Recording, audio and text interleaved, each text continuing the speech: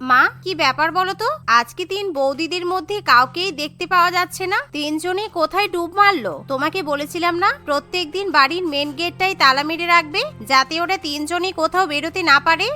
আরে আমি তো বাড়ির মেন গেটটাই তালা মেরেই রেখেছিলাম। তিনজনে কোথায় গেল কি করে জানবো?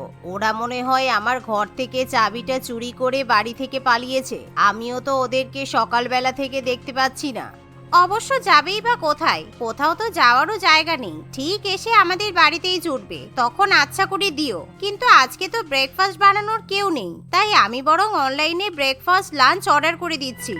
এই বলে অদিতি ব্রেকফাস্ট এবং লাঞ্চ অর্ডার করতে শুরু করে। কিন্তু অদিতির তিন বৌদি রূপা, পিয়ালি এবং জবা প্রত্যেকদিন অন্ততপক্ষে 30 রকমের পদ রান্নাবান্না করত। কিন্তু অত রকমের খাবার রেস্টুরেন্ট থেকে অর্ডার করতে গেলে অনেক টাকা দরকার, তাই অদিতি কোনো রকমে খুব সামান্য পরিমাণ খাবারই অর্ডার করে। ঠিক এমন সময় বাড়ির দরজায় নক পড়লে বিজয়বাবু এবং শিলাদেবী দরজা খুলে দেখে সেখানে রূপা, পিয়ালি এবং জবা দাঁড়িয়ে আছে। তাদের তিনজনের পরনে মডার্ন ওয়েস্টার্ন ড্রেস দেখে শিলাদেবী ভীষণই রেগে যায়।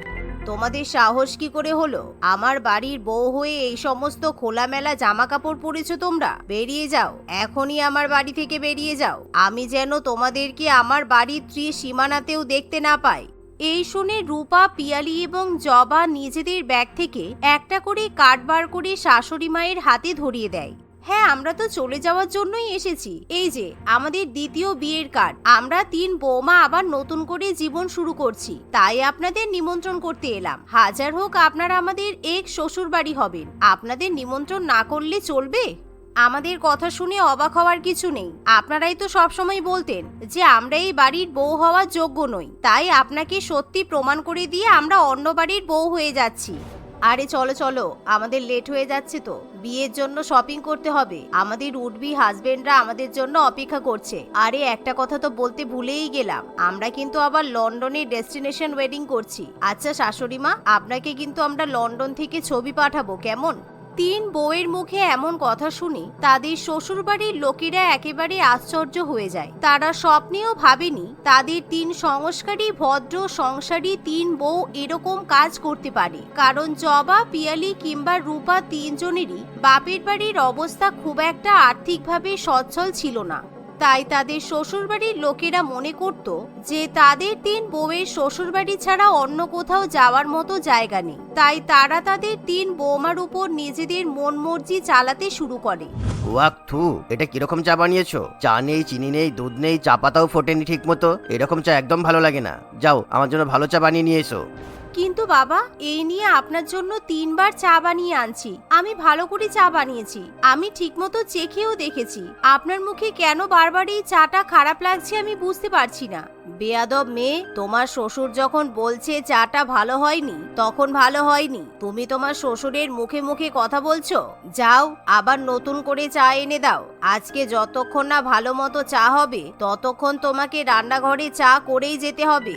এভাবেই শিলাদেবী রূপাকে বকাবকি করে আবার চা বানাতে পাঠিয়ে দেয়। রূপাও বাধ্য হয়ে রান্নাঘরে চা করতে চলে যায়। অন্যদিকে মেজ বউ পিয়ালির ছোটবেলাকার বান্ধবী অনুষ্কা পিয়ালিকে ফোন করে। কিরে পিয়ালি, কেমন আছিস? তোর তো আজকাল কোনো খবরই পাওয়া যায় না। আসলে আজকে না আমার জন্মদিনের পার্টি আছে, তোকে কিন্তু আসতেই হবে। এখন তো তোর বিয়ে হয়ে গেছে, তোর বরকে নিয়ে আজকে কিন্তু আমার পার্টিতে আসবি, ওকে?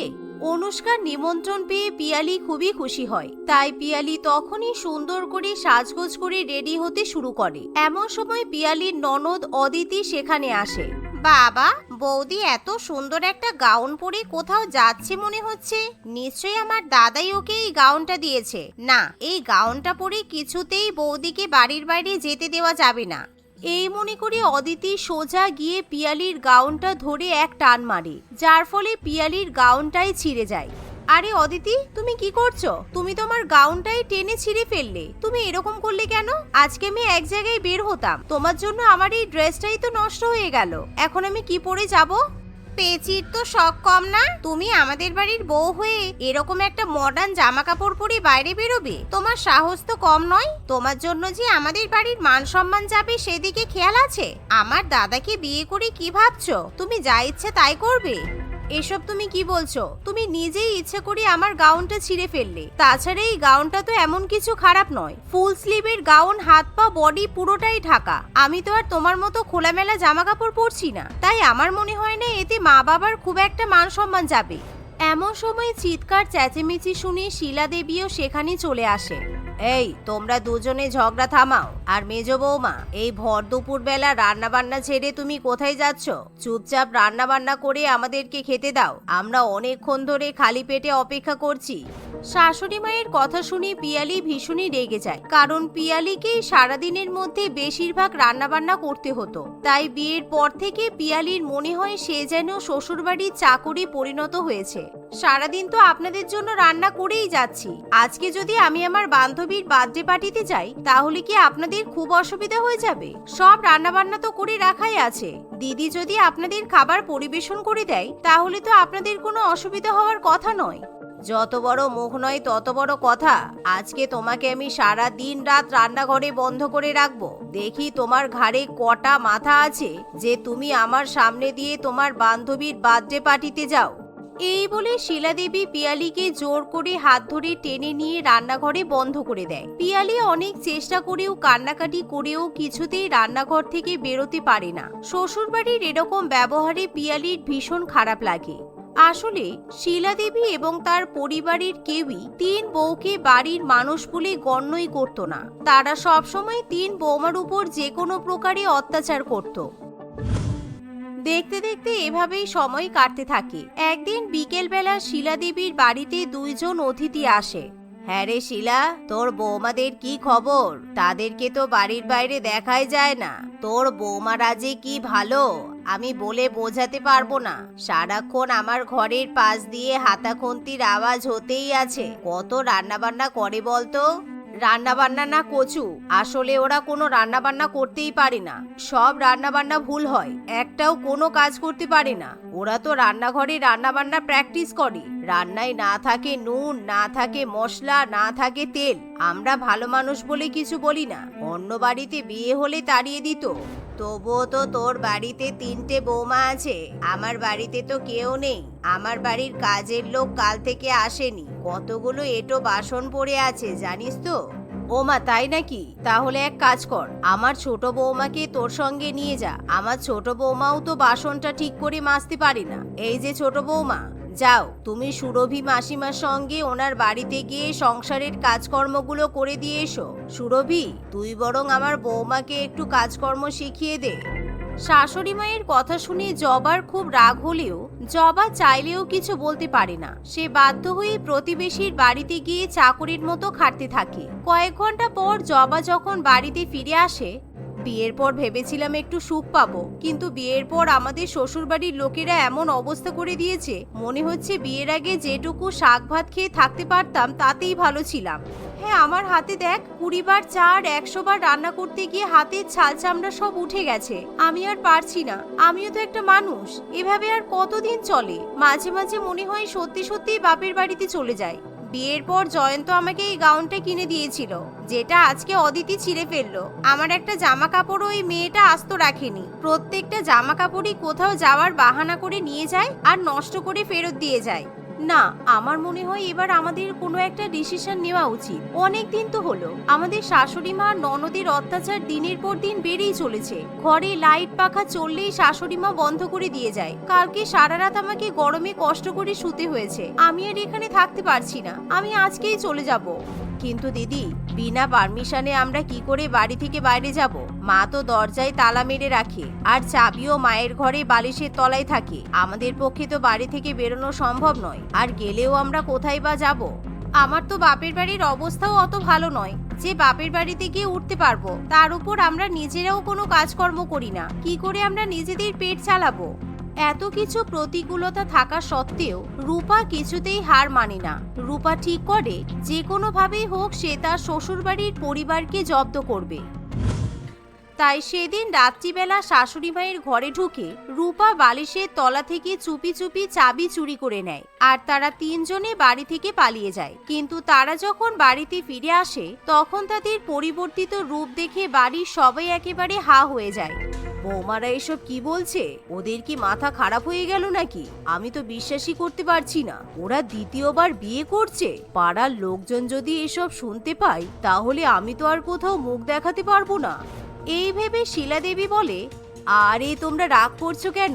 তোমাদের আবার দ্বিতীয়বার বিয়ে করার কি দরকার? আমরা আছি তো। আমরা কি তোমাদেরকে খারাপ ভাবে রেখেছি? আমাদের ছেলেরা কি তোমাদেরকে ভালোবাসে না যে তোমরা এই সংসার ছেড়ে চলে যাচ্ছ? বাবা, জীবনে তো কোনোদিনও আমাদের সঙ্গে ভালোভাবে ব্যবহার করলেন না। যেই এখন আমরা এই সংসার ছেড়ে চলে যাচ্ছি অমনি আপনার মুখ দিয়ে মধু বেরোচ্ছে।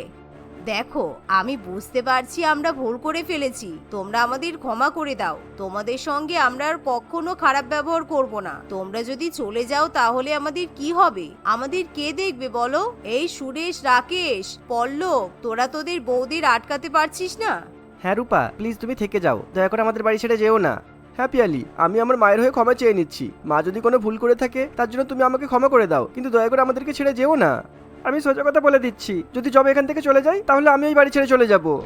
এমন কথা শুনে রূপা, পিয়ালি এবং জবা তিনজনেই খুবই খুশি হয়। আসলে এই পুরো নাটকটাই রূপা এবং সুরেশের প্ল্যান করা ছিল।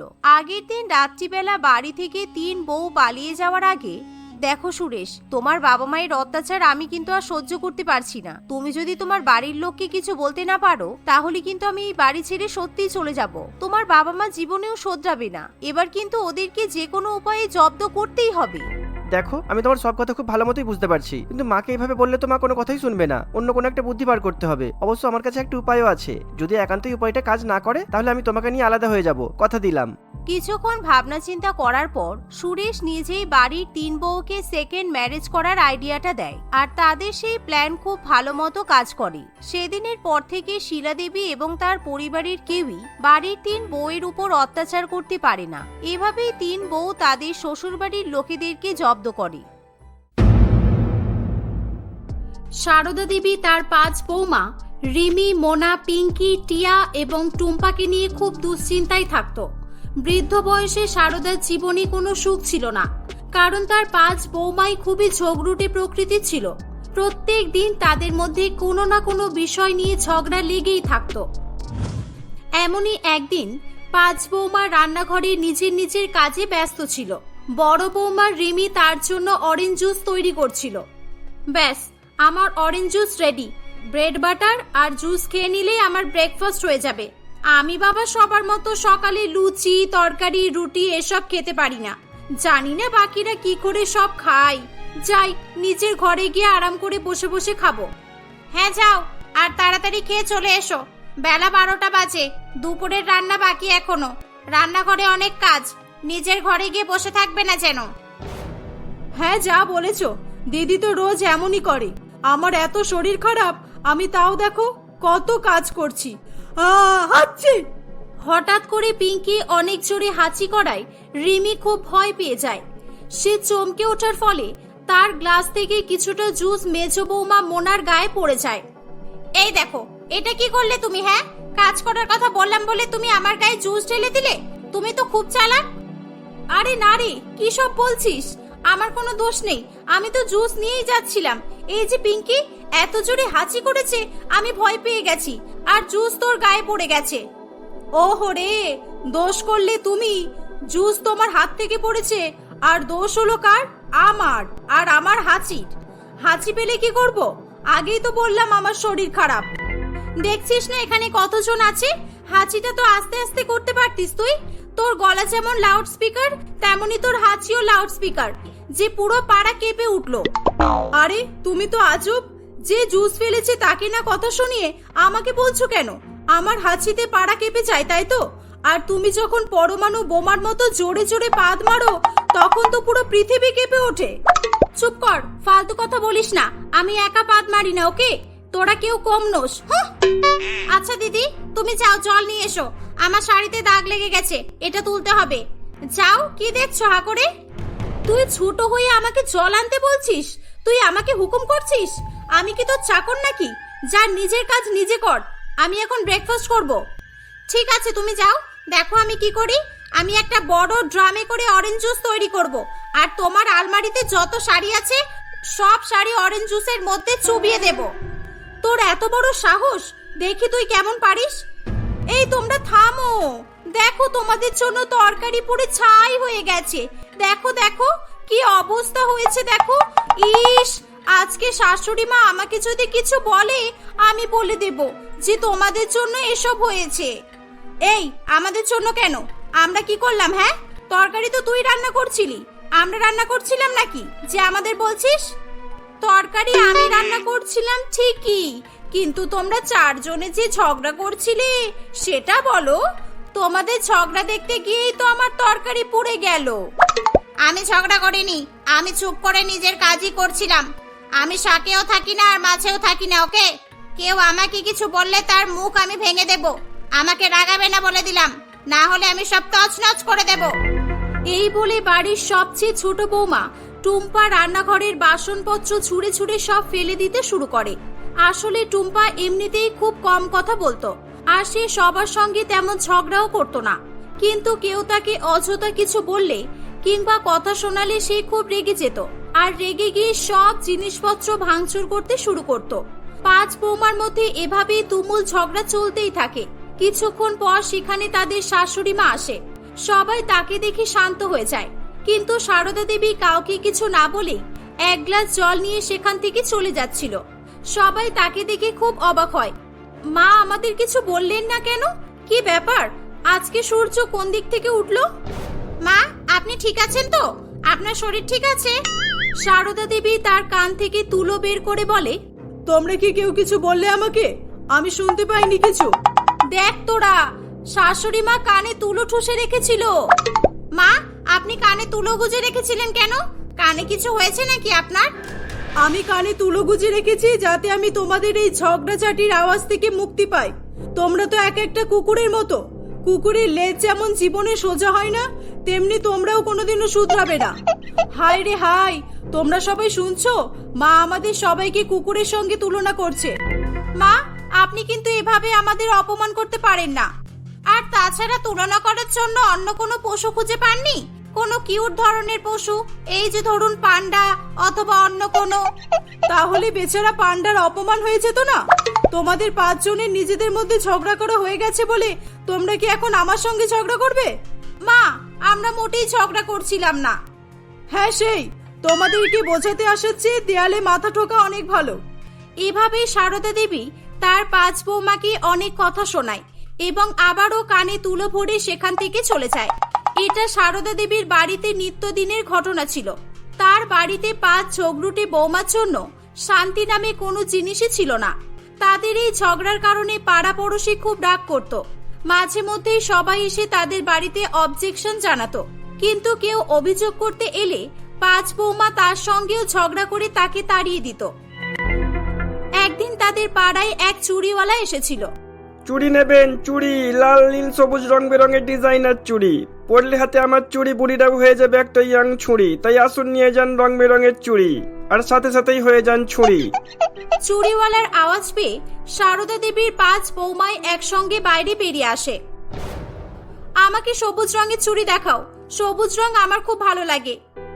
ইস, সবুজ রঙের চুড়ি? ছি ছি ছি, দিদি তোমার পছন্দ সত্যি খুব বাজে। কেন, তোর পছন্দ যেন একেবারে টপ ক্লাস। পরে তো আছিস একটা ক্যাটক্যাটে হলুদ রঙের পটির মতো শাড়ি, দেখে যেন মনে হচ্ছে কুকুর হেগে দিয়েছে। এই তোমাদের একটু লজ্জা শরম নেই নাকি? ম্যানার্স বলে কিছু আছে তো নাকি? রাস্তার মাঝে এভাবে ঝগড়া করছো কেন? লোকে কি বলবে? সব সময় কুটনি বুড়িদের মতো ফটর ফটর ফটর ফটর করতেই থাকে। দাদা, আপনি আমাকে এই যে লাল রঙের চুড়ি পরিয়ে দিন। এই বেশি চালাকি করবে না, এই চুড়িটা আমি পছন্দ করেছি, এটা আমি পরবো। মনে মনে পছন্দ করলেই হবে নাকি? সেটা ভাষায় প্রকাশও করতে হবে। চুড়িওয়ালা কি অন্তর্যামী নাকি? আমাকে রাগাবে না বলে দিলাম, খুব খারাপ হয়ে যাবে। আমি কিন্তু এই গাড়ির সমস্ত চুড়ি ভেঙে দেব। এই বলে টুম্পা ঠেলাগাড়ি থেকে একের পর এক চুড়ি সেট নিচে ফেলে দিতে শুরু করে। আরে আরে, কি করছো কি তোমরা? আরে কেউ বাঁচাও আমাকে, এই পাঁচজনের হাত থেকে বাঁচাও। সারদা দেবী তাড়াতাড়ি করে সেখানে ছুটে আসে। পাঁচ বৌমায় তাকে দেখে রীতিমতো শান্ত হয়ে দাঁড়িয়ে পড়ে। এই যে নিয়ে যান আপনার বৌমাদের, আমার এত ক্ষতি করে দিল, আর কোনো জায়গা পাইনি, আমার মতো গরিব মানুষের ঠেলা গাড়িকে আক্রমণ করলো শেষ পর্যন্ত। ঘরে ঝগড়া করে তোমাদের মন ভরে গেছে নাকি যে তোমরা বাইরে এসেও ঝগড়া করছো? বেচারা চুরিওয়ালার কি দোষ ছিল? আর এই যে মহারানী, তুমি সব সময় জিনিসপত্র ভাঙতেই থাকো। আজকে আমি তোমার মুখটাই ভেঙে দেব। যাও সবাই ঘরে যাও, যাও, একদম কেউ চুরি কিনবে না, যাও যাও। পাঁচ বৌমা ভয় পেয়ে কিছু না বলেই সেখান থেকে চলে যায়। সারদা দেবী চুরিওয়ালাকে ক্ষতিপূরণ দিয়ে তার কাছ থেকে ক্ষমা চায়। সারদা দেবী তার বৌমাদের অনেক ধমক দেওয়ায় তারা কদিন নিজেদের মধ্যে একটু ঝগড়াঝাটি করে না। কিন্তু একদিন সারদা দেবী ঘুমাচ্ছিল, ঠিক তখনই তার পাঁচ বৌমা ঝগড়া করার আওয়াজ পেয়ে তার ঘুম ভেঙে যায়। দূর বাবা, এর চেয়ে ভালো তো মরে যাওয়া উচিত। শান্তিতে ঘুমাতেও দেয় না।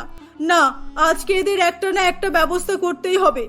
এই যে তোমরা সবাই এদিকে এসো, এসো এসো, সবাই এসো। আর কই, বাকিরা কোথায়? সবাই এসে গেছে, এবার বলুন মা, কি বলবেন? সারদা দেবী তার লকারের চাবি দেখিয়ে বলে, এই দেখো, চাবিটা দেখতে পাচ্ছ? এটা আমার লকারের আর আলমারির চাবি। এটা আমি তাকেই দেব যে কিনা বাড়িতে শান্তি বজায় রাখবে, যে কারোর সঙ্গে কোনো রকমের ঝগড়া ঝামেলা কিছুই করবে না। আমি তাকেই এই চাবিটা দেব। আজকে থেকে এটা চলবে 1 মাস পর্যন্ত। মা, আপনি সত্যি বলছেন? লকারের চাবি দেবেন তো? হ্যাঁ দেব। এই চাবিটা নেওয়ার যোগ্যতা থাকতে হবে, তবেই দেব। আর তার জন্য কি করতে হবে আমি তো বললামই। সেদিন থেকে পাঁচ বৌমা লকারের চাবি নেওয়ার আশায় ঝগড়া করা বন্ধ করে দেয়। কিন্তু বড় বৌমা রিমি একদিন মনে মনে ভাবে, এরা তো কেউ কোনো ঝগড়াই করছে না। এমন হলে তো শেষ পর্যন্ত শাশুড়ি মা কাউকেই চাবি দেবে না। আর আমরা 5 জনেই যদি শান্ত থাকি তাহলে কিভাবে হবে? আমাকে যেভাবেই হোক এই 4 জনকে বিরক্ত করতে হবে, এদের মধ্যে ঝগড়া লাগাতে হবে। আর আমি ঝগড়া লাগিয়ে দিয়ে সাইড হয়ে যাব। শাশুড়ি মা আমাকেই চাবি দিতে বাধ্য হবে। এই ভেবে রিমি ঘরের বাইরে বেরিয়ে আসে। সে দেখে যে মেজো বউ মোনা তখন ঘরবাড়ি পরিষ্কার করছিল। এই মোনা, তুই ঝাড়ু দিচ্ছিস? জানিস তুই এত সুন্দর করে কাজ করিস, তা ওরা 3 জন সবসময় বলে যে তোর কাজ খুব নোংরা। এখানে নোংরা থাকে, ওখানে নোংরা থাকে। আর এই তো সত্যিই তো, দেখ এখানে কত নোংরা আছে। মোনার খুব রাগ হয়, কিন্তু তখনই তার লকারের চাবির কথা মনে পড়ে যায়।